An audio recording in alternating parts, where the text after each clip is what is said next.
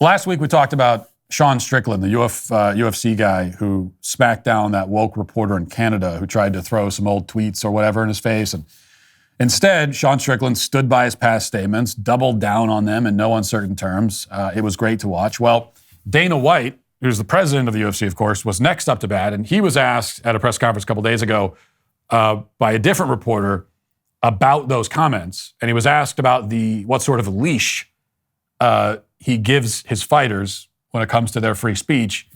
And the conversation did not go well. I mean, it didn't go well for the other guy. It went great for Dana White. Let's watch this.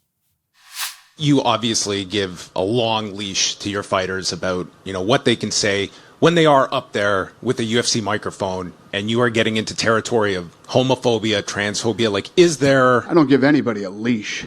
Well, I'm saying you... A leash? Free speech. I control what people say. Going to tell people what to believe. Going to tell people... I don't tell any other human being what to say, what to think, and there's no leashes on any of them. What is your question?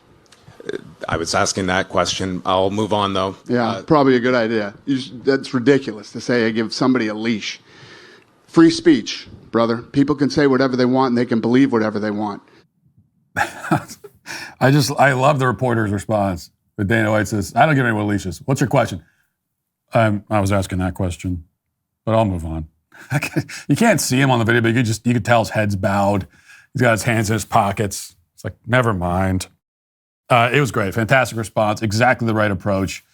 This is why it's so frustrating when people allow themselves to be bullied and backed into corners by these media vultures. These kinds of guys, like whoever that guy was asking the question, what do you have to say about the fighters who are venturing into the realm of transphobia? And, you see what happens when you actually push back against these people is that they fold like a cheap suit. They totally disintegrate in the face of the slightest resistance.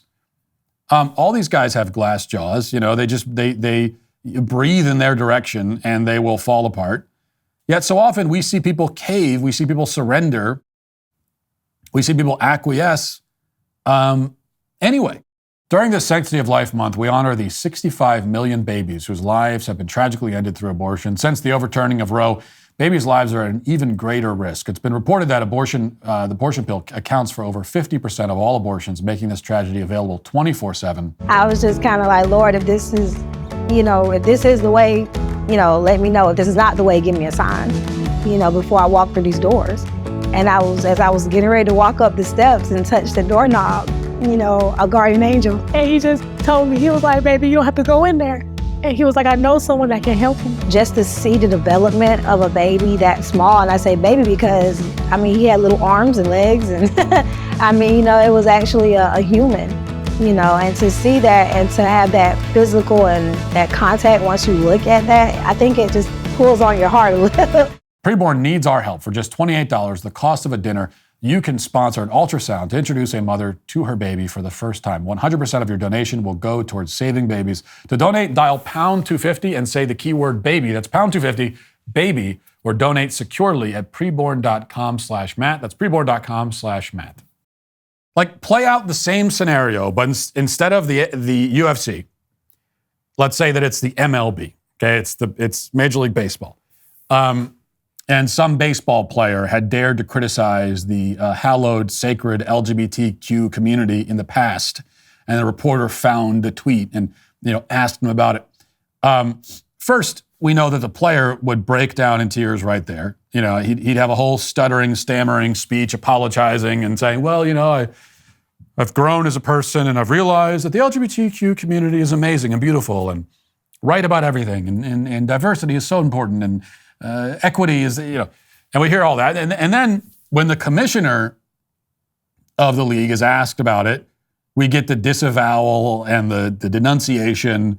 We get the whole, yes, well, the comments made in the past were reprehensible. Major League Baseball does not condone these comments. This player will be imprisoned in sensitivity hard labor camp until they no longer have the ability to form any opinions of their own, et cetera. That's the way it usually goes. But with these guys at the UFC, it's just like, yeah, I said it, so what? Deal with it. I don't know. That's my opinion. That's what I feel. Okay?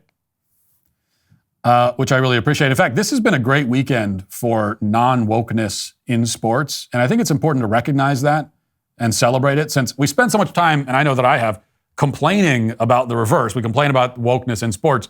So when we see it done right, I think we should take some time to say, well, that's good. That's the way this should go.